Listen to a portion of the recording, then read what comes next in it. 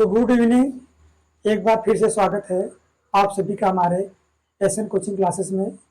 तो आज का जो हमारा सेशन होने वाला है वह है पुष्प के मादा जनन घेरे के बारे में। ठीक है, पुष्प का जो मादा जनन नाम होता है उसके बारे में। तो इससे पिछले वाले वीडियो में हमने पुष्प के जो नर वाला भाग था उसके बारे में डिस्कस कर लिया है।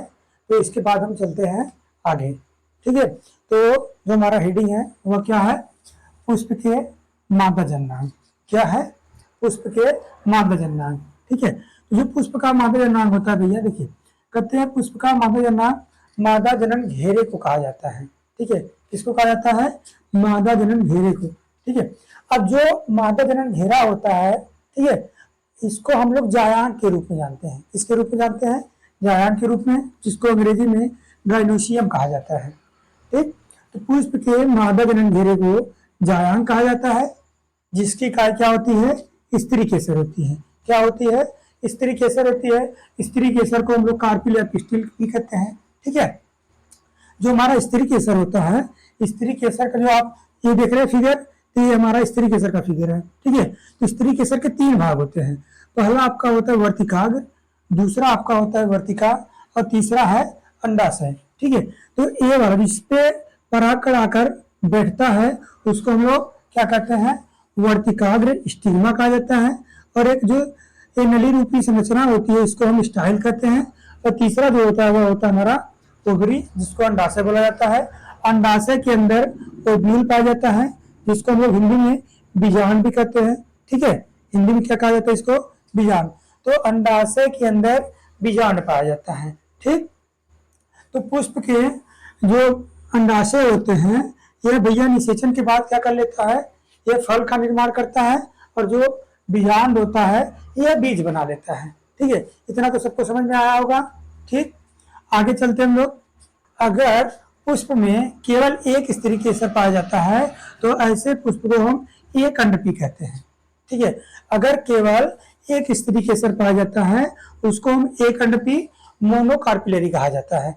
लेकिन अगर उसमें जो स्त्री केसर होता है अगर एक से अधिक हो जाएगा, ठीक है, पुष्प में अगर स्त्री केसर की जो संख्या होती है एक से अधिक हो जाता है, बहुअंडपी या मल्टी कार्पिलरी कहा जाएगा। ठीक है, जब पुष्प में केवल एक स्त्री केसर होगा तो उसको हम एक अंडपी मोनोकार्पिलरी, अगर एक से अधिक स्त्री केसर पाए जाएंगे उसे बहुअंडपी मल्टी कार्पिलरी कहेंगे। ठीक, इसके बाद क्या होता है?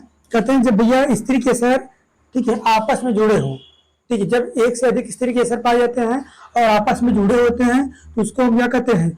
युक्तांडपी कहते हैं। क्या कहते हैं? युक्तांडपी, सिनकार्पस। ठीक है, और जब वही स्त्री केसर, एक से अधिक स्त्री केसर कैसे हो भैया? स्वतंत्र हो तो उसको हम वियुक्तांडपी एपोकार्पस कहते हैं। क्या कहेंगे? वियुक्तांडपी एपोकार्पस कहेंगे। ठीक है, तो देखिए पुष्प के, देखिए स्त्री केसर के आधार पर यहाँ पे पुष्प देखेंगे 2 प्रकार का हो गया, एक एक अंडपी होता है, दूसरा बहुअंडपी हो गया। ठीक है, तो बहुअंडपी भी 2 प्रकार का होता है। कितने प्रकार का हो जाता है? 2 प्रकार का। क्यों बहुअंडपी 2 प्रकार का होता है भैया? क्योंकि इनमें देखिए जब स्त्री केसर एक से अधिक पाई जाएगी, ठीक है, जब स्त्री केसर एक से अधिक पाई जाएगी तो हो सकता है वो आपस में जुड़ी हो, या हो सकता है फिर वो आपस में क्या हो? स्वतंत्र हो। अगर जुड़ी होती है तो उसे युक्तांडपी सिनकार्पस कहेंगे, अगर क्या हो? स्वतंत्र हो तो उसे हम वियुक्तांडपी एपोकार्पस कहेंगे। ठीक है, समझ में आया? आगे हम लोग पढ़ते हैं बीजांड या गुरु बीजाणुधानी के बारे में। इसके बारे में बीजांड या गुरु बीजाणुधानी। ठीक है, अच्छा देखिए हमारा जो बीजांड होता है इसको हम लोग गुरु बीजाणुधानी कहते हैं। अगर हमने पिछले वाले वीडियो में अगर आप लोग देखेंगे, पिछले जो हमने सेशन में पढ़ा था तो परागकण के बारे में था। तो परागकण वाले में क्या हम लोग पढ़े थे? लघु बीजाणुधानी पढ़े थे। ठीक है, क्या पढ़े थे? लघु बीजाणुधानी पढ़े थे। लेकिन यहाँ पे हमारा जो बीजांड है, बीजांड को हम लोग गुरु बीजाणुधानी या दीर्घ बीजाणुधानी भी कहते हैं। ठीक है, तो बीजांड को हम लोग ओव्यूल कहते हैं और गुरु बीजाणुधानी या दीर्घ बीजाणुधानी को हम लोग मेगा स्पोरेंजियम कहते हैं। क्या कहते हैं? मेगा स्पोरेंजियम कहते हैं। ठीक है, अब देखिए तो जो हमारा बीजांड होता है वह बीजांड वृत्त से, ठीक है, किससे? बीजांड वृत्त से बीजांडासन, ठीक है, जिसको कहते हैं हम लोग प्लेसेंटा। क्या कहते हैं? प्लेसेंटा। ठीक है, प्लेसेंटा से जुड़ा रहता है। तो हमारा जो बीजांड होता है भैया, यह बीजांड वृत्त से प्लेसेंटा से जुड़ा रहता है, बीजांडासन से जुड़ा रहता है, ठीक है।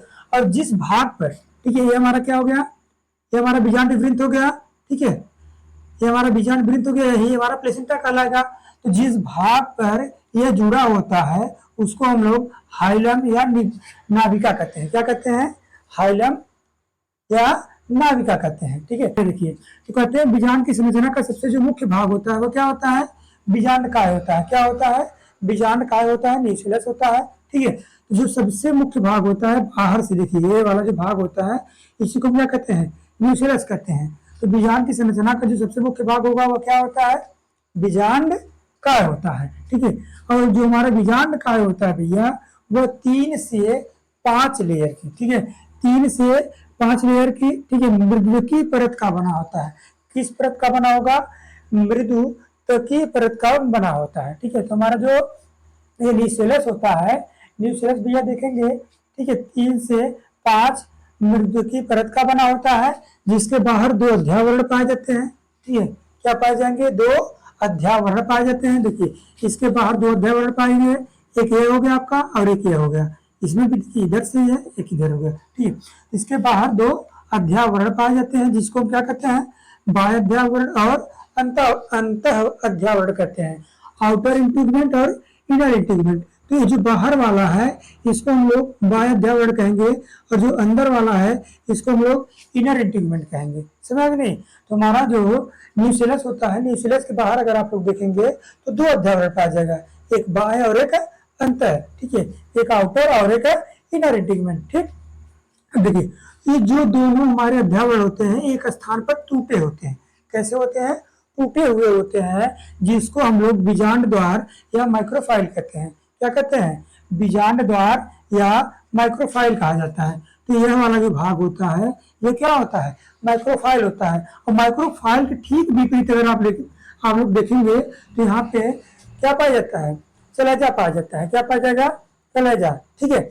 अब यही जो हमारी बीजांड द्वार होती है, ठीक है, बीजांड द्वार हमारा एक साइड टूटा हुआ है, इसको क्या कहेंगे? माइक्रोफाइल, बीजांड द्वार कहेंगे। दूसरे साइड हमारा जो इसके विपरीत देखेंगे तुमको मिलेगा कलेजा, ठीक है, जिसको क्या कहते हैं?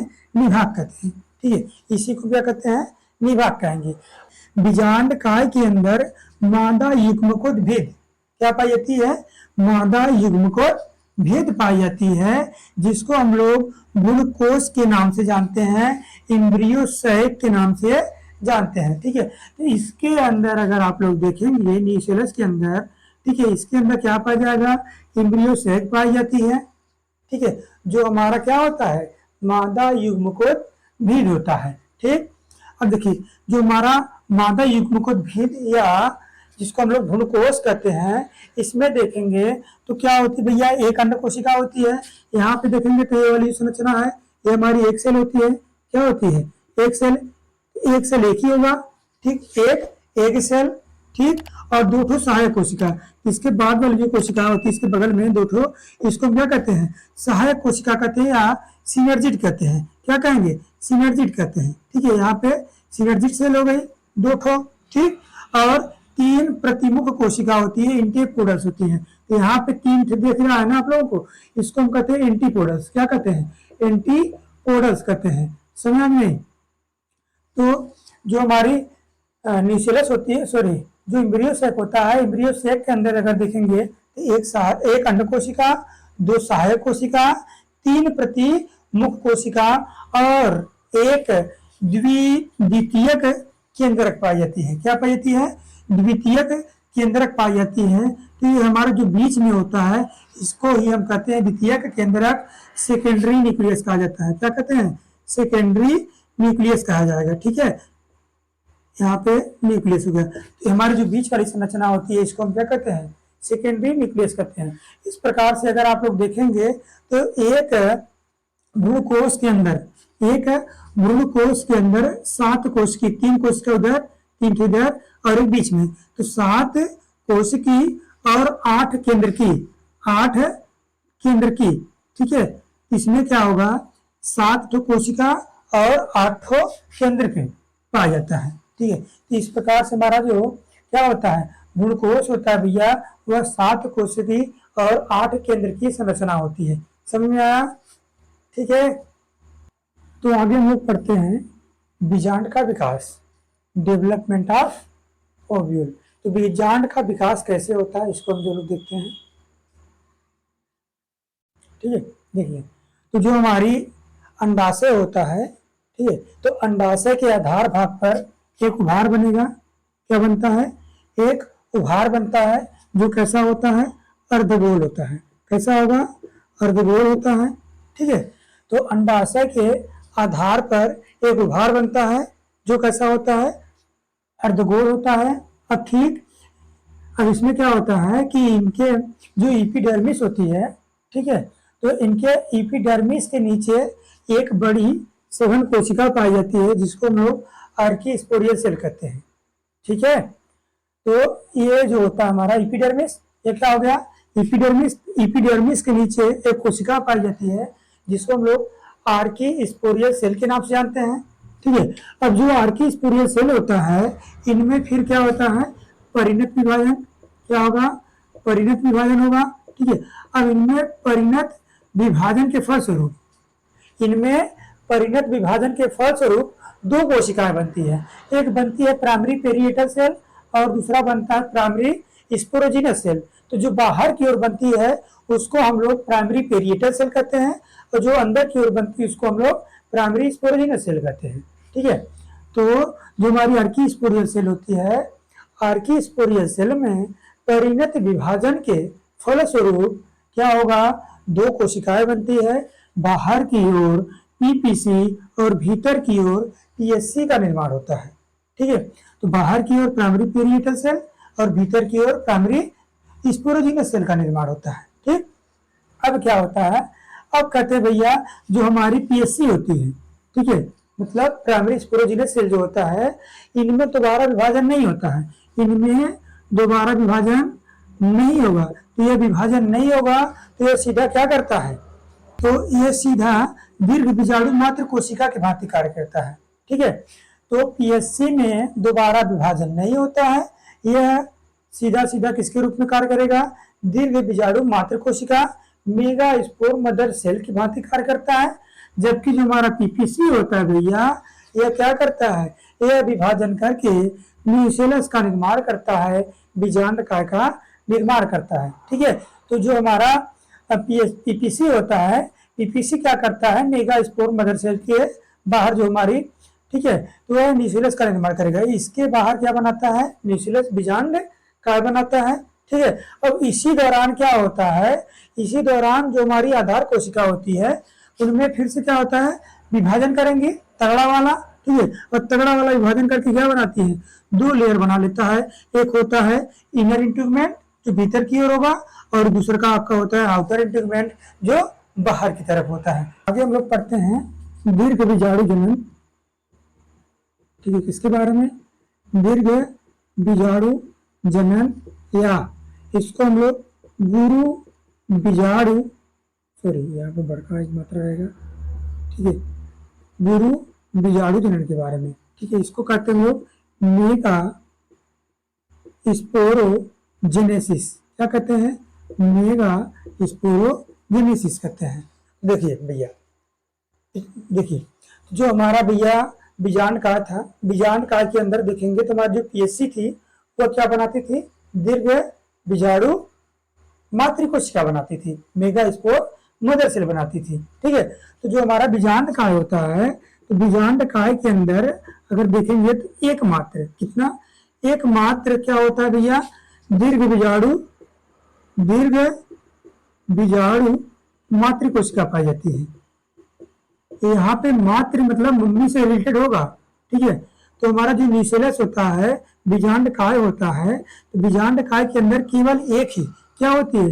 दीर्घ बीजाणु मातृकोशिका होती है, मेगा स्पोर मदर सेल होती है। क्या होती है? मेगा स्पोर मदर सेल होती है। ठीक है, अब देखिए, अब जिसके अंदर मेगा स्पोर मदर सेल है ये है। ठीक है, बीजांडकाय के अंदर क्या है? मेगा स्पोर मदर सेल है। अब यह क्या करेगा? यह करेगा भैया अर्धसूत्री विभाजन। क्या करेगा? ये करता है अर्धसूत्री विभाजन, मियोसिस करेगा। आपको पता होगा मियोसिस के दौरान क्या होता है? एक कोशिका से 4 कोशिका का निर्माण होता है और गुणसूत्रों की संख्या क्या हो जाती है, आधी हो जाती है। देखिए इधर, तो ये हमारा एक कोशिका हो गया।